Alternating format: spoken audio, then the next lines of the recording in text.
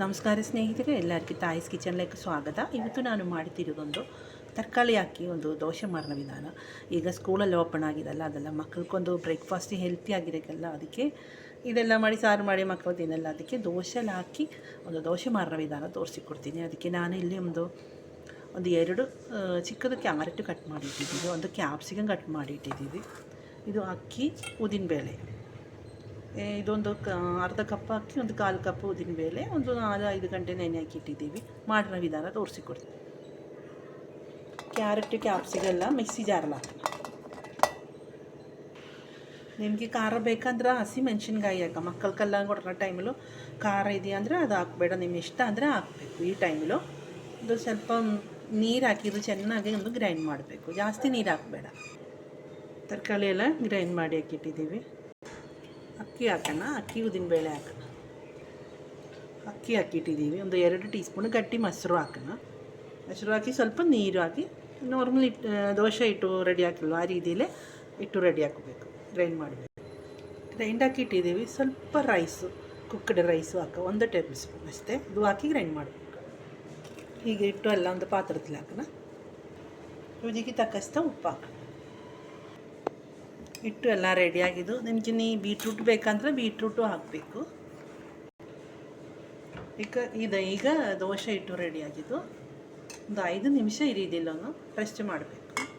ಇನ್ನೊಂದು ಚಟ್ನಿ ರೆಡಿ ಹಾಕಬೇಕು. ಅದಕ್ಕೆ ನಾನೊಂದು ಹೀರೆಕಾಯಿ ಕುಕ್ಕರ್ಲಿ ಒಂದು ಬಿಸಿಲಾಕಿ ಹಾಕಿಟ್ಟಿದ್ದೀವಿ. ಒಂದು ಹೀರೆಕಾಯಿ, ಒಂದು ಟೊಮಾಟೊ ಸಿಪ್ಪೆಲ್ಲ ತೆಗೆದುಬಿಟ್ಟು ರೆಡಿ ಹಾಕಿಡಬೇಕು. ಟೊಮಾಟೊ, ಹೀರೆಕಾಯಿ ಮಿಕ್ಸಿ ಜಾರ್ಲಿ ಹಾಕಿಟ್ಟಿದ್ದೀವಿ. ಒಂದು 5 ಪೀಸು ಬೆಳ್ಳುಳ್ಳಿ ಹಾಕೋಣ, 1 ಪೀಸು ಈರುಳ್ಳಿ, ಹಸಿ ಮೆಣಸಿನ್ಕಾಯಿ. ನಿಮಗೆ ಎಷ್ಟು ಖಾರ ಬೇಕಂದ್ರೆ ಅಷ್ಟು ಹಾಕಬೇಕು. ನಮ್ಮದು 5-6 ಪೀಸ್ ಹಾಕಿದ್ದು.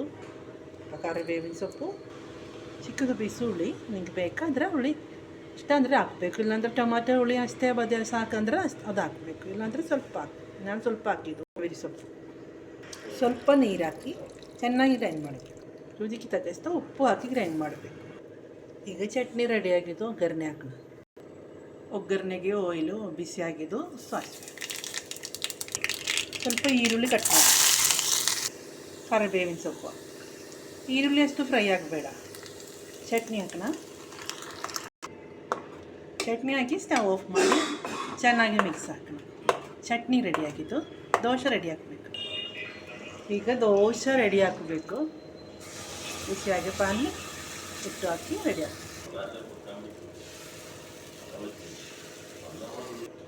ಮೇಲೆ ಕೊತ್ತಂಬರಿ ಸೊಪ್ಪು ನಿಮಗೆ ಇಷ್ಟ ಅಂದರೆ ಹಾಕಬೇಕು, ಒಳ್ಳೆ ಟೇಸ್ಟ್ ಆಗಿರುತ್ತೆ. ಇಷ್ಟ ಅಲ್ಲ ಅಂದರೆ ಹಾಕಬೇಡ. ಈ ದೋಸೆ ಇಟ್ಟು ಏನು ಫರ್ಮೆಂಟೇಷನ್ಗೆ ಅವಶ್ಯಕೆಲ್ಲ, ಇನ್ಸ್ಟೆಂಟ್ ದೋಸೆ ಈಸಿಯಾಗಿರುತ್ತೆ. ಬೇಗ ರೆಡಿ ಬೇಗ ದೋಸೆ ರೆಡಿ ಆಗುತ್ತೆ. ಮೇಲೆ ನಿಮಗೆ ಆಯಿಲ, ತುಪ್ಪ, ಬೆಣ್ಣೆ ಯಾವುದಂದ್ರೆ ಹಾಕಬೇಕು, ಒಳ್ಳೆ ಟೇಸ್ಟ್ ಆಗಿರುತ್ತೆ ಬೆಣ್ಣೆಲ್ಲ ಹಾಕಿ. ಈಗ ಒಂದು ದೋಸೆ ರೆಡಿಯಾಗಿತ್ತು. ಇದೆಲ್ಲ ರೆಡಿ ಆಗುತ್ತೆ.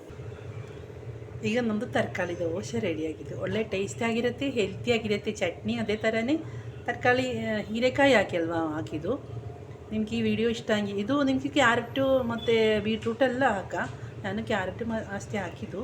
ನಿಮಗೆ ಇಷ್ಟ ಅಂದರೆ ಯಾವುದು ತರಕಾರಿ ಬೇಕಂದರೆ ಹಾಕಬೇಕು. ಇನ್ಸ್ಟೆಂಟ್ ಆಯ್ತು ಮಾಡಬೇಕು. ಇದು ಫರ್ಮೆಂಟೇಷನ್ಗೆ ನಾವು ವೆಯ್ಟ್ ಮಾಡೋಕ್ಕೆ ಏನೂ ಕಷ್ಟವಿಲ್ಲ. ಬೇಗ ಗ್ರೈಂಡ್ ಮಾಡಿ ಬೇಗ ದೋಸೆ ರೆಡಿ ನಾನು ಸ್ವಲ್ಪ 2 ಟೀ ಸ್ಪೂನ್ ರವೆ ಹಾಕಿದ್ದು, ಅದು ವಿಡಿಯೋ ಸ್ಕಿಪ್ ಆಯಿತು, ಸಾರಿ. ನೀವು ನಿಮಗೆ ಜಾಸ್ತಿ ಕ್ರಿಸ್ಪಿ ದಪ್ಪ ದೋಸೆ ತಿನ್ನಾಗಿ ಬೇಕಂದ್ರೆ ಸ್ವಲ್ಪ ರವೆ ಹಾಕಿ ಮಾಡಬೇಕು. ನಿಮ್ಗೆ ಈ ವಿಡಿಯೋ ಇಷ್ಟ ಹಂಗೆಲ್ಲರೂ ಸಬ್ಸ್ಕ್ರೈಬ್, ಲೈಕ್, ಶೇರ್ ಮಾಡಿರಿ. ಫ್ಯಾಮಿಲಿಗೆ ಫ್ರೆಂಡ್ಸಿಗೂ ಶೇರ್ ಮಾಡಿ. ಈ ರೀತಿಯಲ್ಲಿ ಎಲ್ಲರೂ ಹೆಲ್ತಿಯಾಗಿ ಒಂದು ಚಟ್ನಿ ದೋಸೆ ಎಲ್ಲ ರೆಡಿಯಾಗಿ ತಿನ್ನಬೇಕು. ಓಕೆ, ಮಕ್ಕಳಿಗೆಲ್ಲ ಕೊಡಬೇಕು. ಓಕೆ, ಬಾಯ್.